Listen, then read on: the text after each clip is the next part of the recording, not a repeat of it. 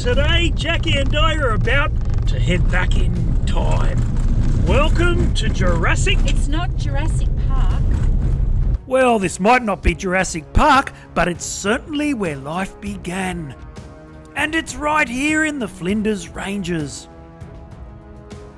And considering this is where life began, well, we best start at the beginning. Welcome to the Nilpena, Ediacara National Park. Now you might remember that wife Jackie and I were living it up and having fun on the beautiful Mount Little Station in the Flinders Ranges, South Australia. And after a glorious week here, today we were leaving and setting our sights on new horizons. Now it's not unusual for me not to know where we were going, but I'll be honest with you, I'm not even sure Jackie knew. Today she was winging it. Sadly, we are leaving Mount Little Station today, and I'll tell you what, I've had a fantastic time here. It's just a beautiful, beautiful place. It's got a great feel to it. There's a lot we didn't do, so we're going to need to come back. But I've got no idea where we're going now, but we are heading off to go deeper into the Flinders Ranges. Now, sometimes when you just follow your nose, you can find the best destinations. And it just so happened that the first place that Jackie and I came to after an hour's drive was the tiny town of Parachilna. It was only 80 kilometres from Mount Little Station. With a permanent population of just 6 people, Parachilna is home to the famous Prairie Hotel, which is known for its unique menu that includes feral food, emu, goat, kangaroo and camel. It sounded like the perfect place to have lunch. Unfortunately, it was closed today. Not to worry though, because we can always come back. So Jackie and I decided to camp here. Well, not right here. 10 kilometres down the road is the magnificent Parachilna Gorge, one of the most scenic gorges in Outback South Australia. The road we were on takes you from Parachilna, past Angarachina tourist village, and on to the town of Blinman.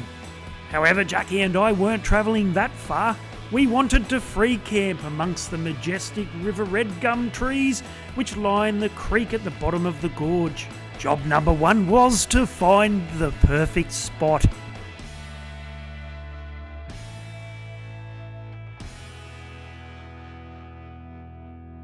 How's that, eh? Job number 1 complete. This would be our home for the next couple of nights. And oh, what a home it was. No wonder the film industry are drawn to this outback landscape, with famous visitors including actors Kate Winslet, Harvey Keitel, Brian Brown, Paul Kelly and Zac Efron, all filming movies here over the years. Even Sir David Attenborough made the BBC documentary First Life in the nearby Nilpena Ediacara National Park Fossil Site, which is exactly where Jackie and I were heading. But first, we needed to plan the perfect day. So Jackie and I headed back into Parachilna to book a table at the Prairie Hotel for dinner the following night. We definitely weren't going to miss out on a feral feast. We'd be working up an appetite, getting up super early the following morning to go back in time. Tomorrow we were visiting the Ediacara fossils of Nilpena, a globally significant and unparalleled record of the dawn of animal life some 550 million years ago. Less than an hour away from the Parachilna Gorge is the turnoff, which will take you to the Ediacaran Hills in the Flinders Ranges. This is where these amazing fossils were first discovered and recognised by Reg Sprigg in 1946. They are known from areas as diverse as Russia, China and Africa, but none have the exceptional diversity or preservation found here in South Australia.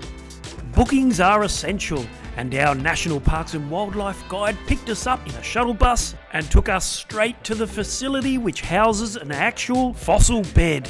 Here we got to learn all about life from between 570 and 540 million years ago, long before dinosaurs roamed the earth.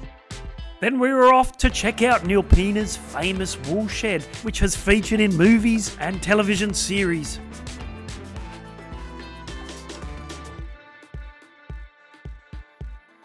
Once we boarded our shuttle, our guide took us out to the actual fossil beds. Australia hasn't always been a hot, dry continent. Hundreds of millions of years ago, most of eastern Australia lay under shallow, warm seas.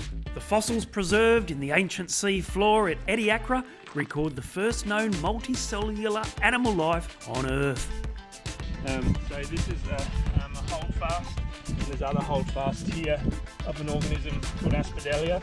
Aspidalia had like a sort of like kelp, basically had a holdfast, not buried but attached to the organic mat as such, and then it had like a fern frond on top, and 2/3 of it is this frond basically that moved in the water. So this one here is inferred to have been about 8 foot high. No one has seen this one, I just found this one. Oh, you're so clever. You need a pay rise.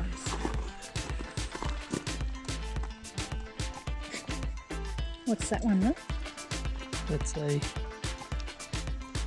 not a Dickson. Dickinsonia. It's a... I think it's a Dickinsonia, Yeah. isn't it? Yes. Is it really? So, you need a pay rise. I said it's not. Welcome to Ediacara Park. Well, that was terrific. Absolutely terrific. And I think we learned something. We had a fantastic host. Good on you, Dylan. Now it's off to eat some roadkill.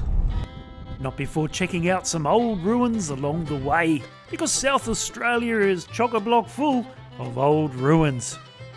We arrived back in Parachilna just in time to see a beautiful sunset. And I, for one, was certainly getting excited to finally be able to sit down to a feral feast in the famous Prairie Hotel. And let me tell you, my fellow adventurers, our meal was absolutely delicious. Our feral feast consisted of kangaroo, goat, steaks, bush damper, spuds cooked in duck fat, and the most delicious desserts. This is kangaroo tail And bush ducker. and bush ducker. It's delicious.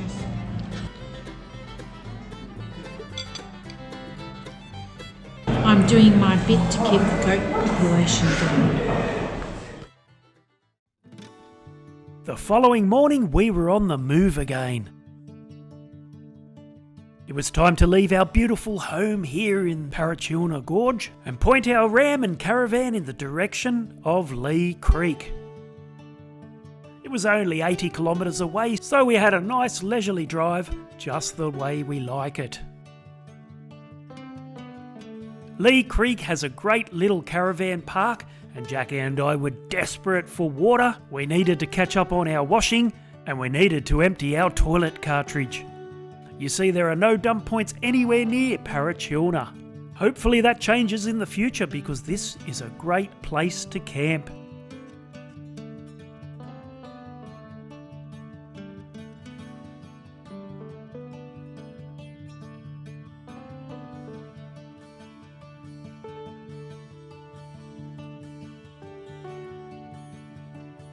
Sadly today, we are leaving Parachilna Gorge, and as far as gorges go, it's absolutely gorgeous.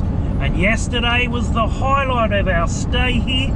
We visited the Ediacara Fossil Beds, and we topped that day off with a beautiful roadkill feast at the Prairie Hotel, the famous Prairie Hotel. And that's where we met a very interesting bloke. He's a fellow artist. His name's Peter, and he did the artwork for our favourite Australian film, The Tracker. So how amazing is that? And what a way to finish a wonderful stay. Now we are heading to Leigh Creek. And whilst we're still on the subject of The Tracker, I too have painted something from the movie.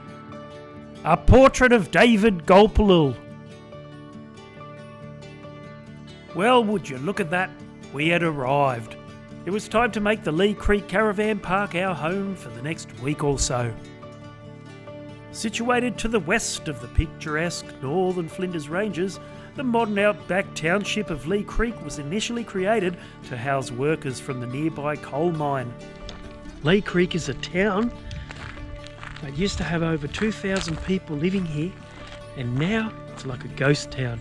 I think there's only 90 people now living here. There's 40 kids in the school, and there are just streets where they've demolished all the homes, and barren streets just on the outskirts of the town everywhere. And look at these barren streets. There's curb and guttering everywhere. We don't even have curb and guttering in Batto Bay on the central coast of New South Wales. And no one lives here. We're camped at Leigh Creek, and yesterday we spent the day getting all our washing done and doing a bit of tidy up and cleaning. And today we are exploring. We've just left Copley and we are heading to a ghost town. I think it'd be a ghost town. It's just all ruins apparently. Farina. So we're on the explorer's trail. But not before visiting the famous Tauk Alf and his outdoor artworks. Tauk Alf, a fellow artist, lives in Outback South Australia in the tiny town of Lyndhurst. Tauk Alf has lived here for years, carving his beautiful artwork sculptures out of soapstone. And if you're wondering what soapstone is, it's a talc schist, which is a type of metamorphic rock, comprised largely of the magnesium-rich mineral talc. He's a big tourist attraction, not to mention an absolutely fascinating bloke. In fact, he'd probably make a great subject for a portrait. But let's not get ahead of ourselves, there'll be more about Tauk Alf later. Now Jackie and I were heading to Farina. G'day everyone, Artist Wayne here, and I've just arrived in Farina. It's in the Flinders Ranges. Farina, formerly Farina Town and originally Government Gums, is an abandoned town in the Australian state of South Australia. Famous for its historic ruins, campgrounds, shearers' quarters accommodation, and amazing underground bakery, Farina ticks all the boxes for a tourist destination. Farina sits within the arid Lake Eyre Basin, 26 kilometres north of Lyndhurst and 55 kilometres south of Maree, where the Oodnadatta Track and the Birdsville Track commence. There's just something pleasing about walking through old ruins, taking a trip back in time. The Farina campgrounds are open 365 days of the year, and every year between May and July the volunteers of the Farina Restoration Group run a works program to continue the preservation and exhibition of the old Farina town. These volunteers also carry out research into the buildings, people and activities of Farina, which was settled early in the opening of the Outback. It was surveyed in 1878, although people were living there before that. Rich in history, Farina has a wonderful war memorial and cemetery. Of course, today Farina is famous for having the most remote underground oven and bakery. Welcome to Farina Bakery. It's probably 140 years old, thereabouts. It's called a Scotch oven. Why they're called Scotch ovens, I've got no idea. I cannot find out. There used to be heaps and heaps of them around. They're all wood-fired, obviously, for a start. Named Farina, which means flour, as it was hoped it would become the granary of the north. But when the rains didn't fall, the town developed as the head of the railway and the beginning of all the tracks beyond. Now just a ghost town, one can only imagine what it was like living back then in those harsh conditions. And on our way back to Leigh Creek, we took our mate Tauk Alf's advice and stopped in to check out the beautiful ochre pits, which are situated just outside of Lyndhurst. These ochre pits have been used by Indigenous people for thousands of years.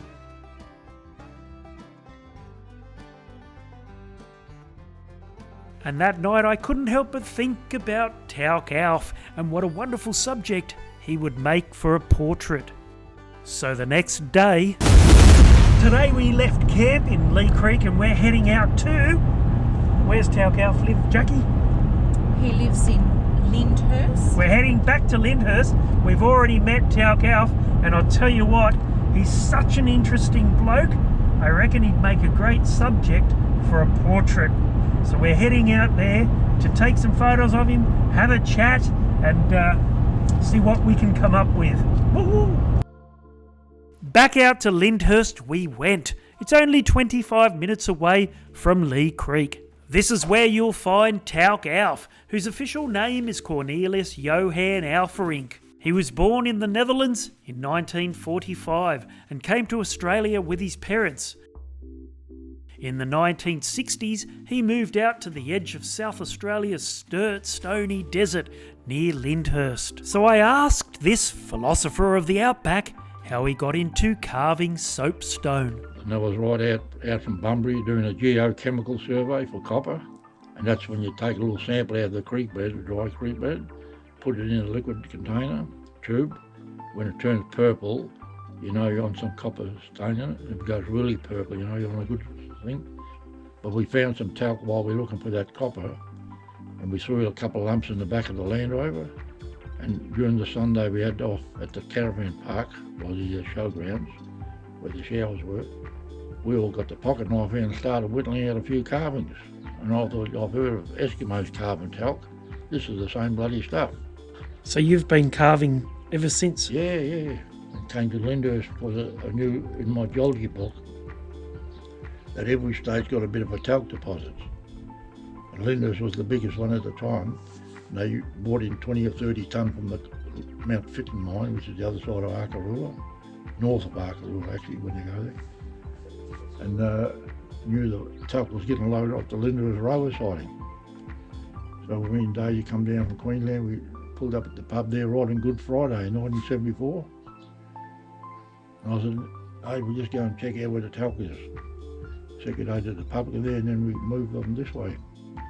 And the workshop, there was a mechanic bloke there. I said, any chance of camping here, mate? I'm trying a bit of talc carving as a hobby. He said, look, just go between here and Maree, there's 80 kilometres, make yourself at home. So with the Land Rover little caravan I bought off the American Exploration Company, they closed down. We just pulled that up, put it on the sand hill here, put the annex out the side. And I thought we'll give it a better look for a bit of tucker, so we just went out with a little 22 and shot a few rabbits and stuff. And we just made a home there. And in the morning when the talc truck come in, the day before he dropped it, in the morning he was ready to take off, I went out of the yarn to him. I said, you mind if I grab a couple of lumps of talc, mate? I just want to try a bit of this Mount Fitton stone. I've done the West Australia one, the greener one, this is a bit different colour. He said, look, if you load it for me, you can help yourself as much as you need, and I'll go and fix up the tyres for next day's work. So we had somebody to load the talc every time they come in. That's went on for 20, 30 years. What an interesting bloke Tauk Alf is, and I can't wait to share my portrait with you all. But now I guess it's time to give our past 2-week stay in the Flinders a score. It's been another couple of glorious weeks here in the Flinders Ranges, and although we slowed down a little and it's been a little more relaxing, I've had a fantastic time. Plus, I can't wait to get stuck into the portrait of Tauk Alf, so stay tuned for that. It's easily a 5 out of 5 from me. The Flinders Ranges is a magic place and I can't wait to see more of it. And I agree, the Flinders Ranges is absolutely incredible. If you haven't been there, put it on your bucket list. I'm giving it a 5 out of 5. So until next time, take care and happy travels. See ya! Bye.